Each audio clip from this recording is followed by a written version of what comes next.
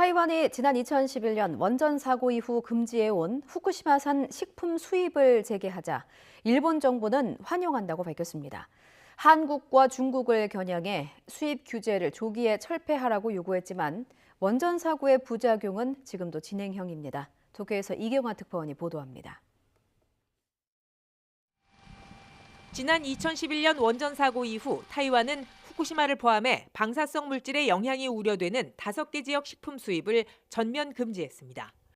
이 조치를 풀면서 수입 재개로 들어오는 식품 전량을 통관 검사하고 방사선 검사 결과를 내라는 단서를 달았습니다. 포괄적 점진적 환태평양 경제동반자 협정 CPTPP 가입 조건으로 일본이 수입 재개를 요구하자 타이완이 결국 받아들인 모양새입니다. 타이완 정부 발표에 일본은 즉시 환영의 뜻을 밝혔습니다. 今般の台湾側の決定により日台間の経済関係及び友好関係がさらに深化することを強く期待をしています。 일본 정부는 그러면서 한국과 중국을 겨냥해 후쿠시마산 식품의 안전성을 계속 설명하겠다고 강조했습니다.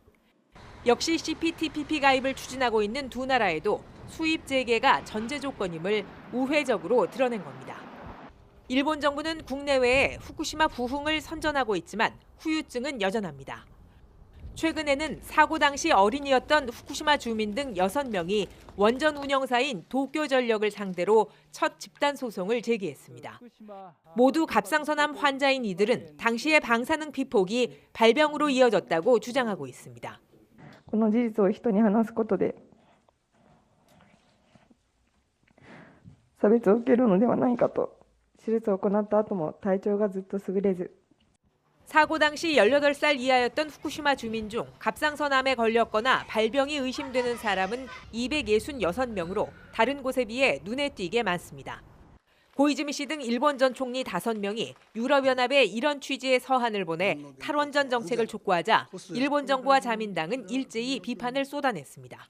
放射線による健康被害が生じているという誤った情報を広め、いわれのない差別や偏見を助長することが懸念されるもので 원전 사고와 암의 상관관계는 이제 법정에서 가려지게 됐지만 눈앞의 현실을 편견이라고 주장하는 일본 정부의 말이 설득력이 있을지 의문입니다.